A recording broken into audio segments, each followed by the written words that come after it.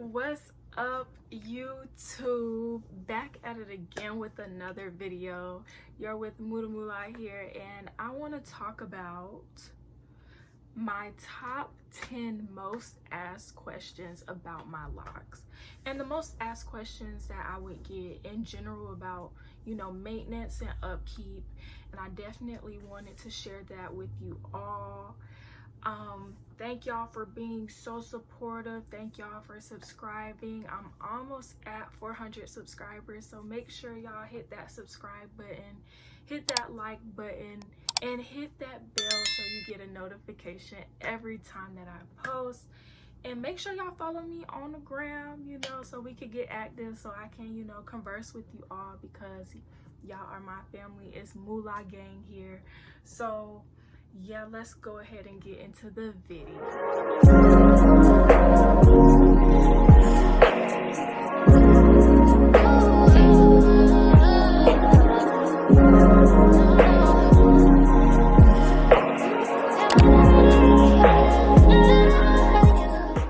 All right, y'all, I am back. Duh. But I'm going to just be looking down at my other phone just so I can look at the questions that were being asked about locks in general. And I'm definitely just going to give y'all my 100% number one advice for all of these questions, because, you know, I don't want to say something that I don't do. So I'm going to be truthful with you all, and how I just, you know, how I base my answers off these questions are just gonna be truthful. So let's get into it. The first question is, how many locks do I have? Honestly, I counted like a couple months ago, and I believe I have around 94. I think I'm at 94, or maybe like one or two less or more. Like, I don't think I have 100 though, but I'm at 94 for sure. Right, question number 2. What are the different lock starter lock methods? Okay, it's 3 starter lock methods you can go by, only 3 that I know. I know that you can start with 2 strands. That's obviously what I started with, and they're flourishing. You're gonna have the 2-strand pattern for a minute.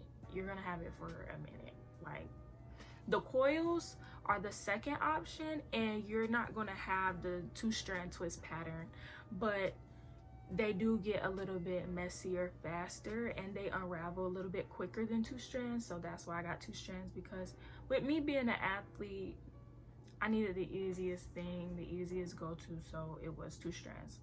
And the third one, you can get plaits.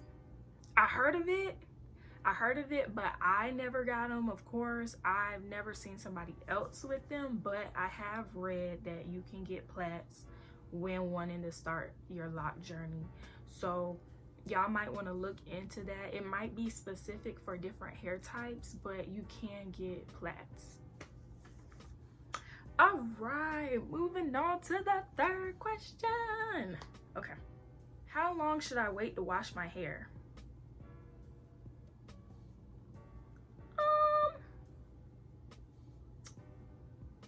Honestly, you should wash your hair when you feel like it. Like, you can go 2 to 4 weeks. It's recommended like every 2 weeks. Some people wash their hair every week.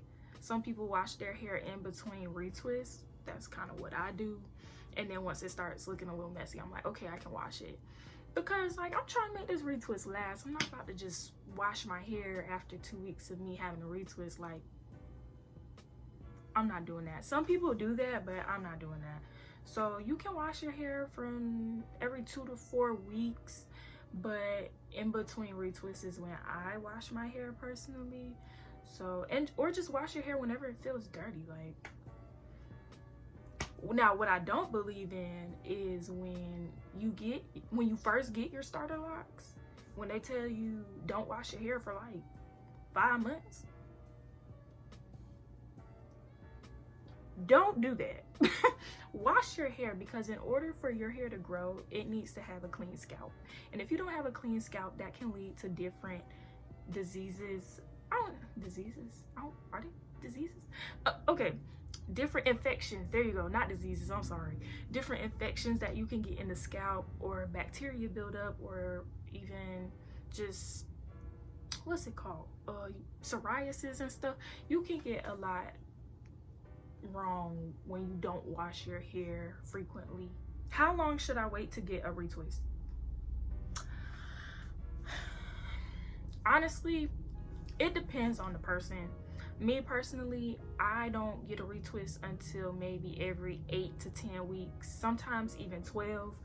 I don't really believe in getting retwist every month. I don't think it's that important, because you don't have to manipulate the hair follicle that much. So I don't go that short in between retwists to get another one, because it can also cause your locks to thin. But also waiting too long can cause your locks to thin. So you want to have an appropriate time where you can, okay, now it's time to retwist my hair. So next question. How do I get my locks to grow fast?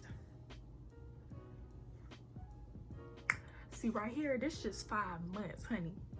This just 5 months and it's getting long. Okay, I'm gonna tell you some tricks that you can do to get your locks to grow. You can not mess with them. Just let them grow. Don't do nothing to them. Don't just frequently brush your hair through them or caress your hair. Leave it alone. First, that's number one. Leave it alone. Second, get you a good moisturizer and just continue to oil your scalp and spray your scalp. Spray your hair, not necessarily your scalp, but water and oil. Water and oil. Water and oil. You must moisturize your hair. The number one thing that anything needs is water. So definitely put water and oil in your hair.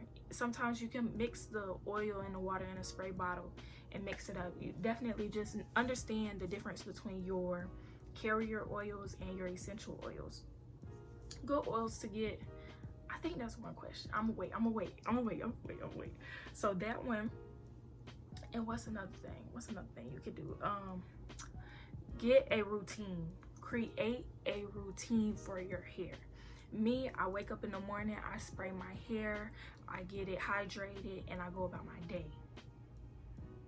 At night, I spray my hair again. I add some oil, not too much. I don't go too crazy, because a little bit goes a long way.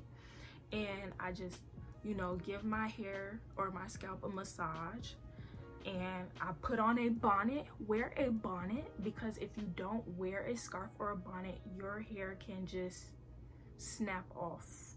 Not like literally your dread just come out or your lock just come out, but eventually over time it's gonna wear down the hair. So just make sure you do that so you don't get lint in it as well. But those are the 3 things that I would suggest. Don't mess with it. Oil and water, and create a routine for your hair, and it should just flourish after it's getting used to what you're doing to it. Number 6, what are the best oils for my hair? Okay, the best oils, I'm not going to say they're the best, but they're what works for me. I would say like black castor oil, Jamaican black castor oil. Olive oil is always a good carrier oil. Jojoba oil is always a good carrier oil, only because it is the closest to your actual sebum that you,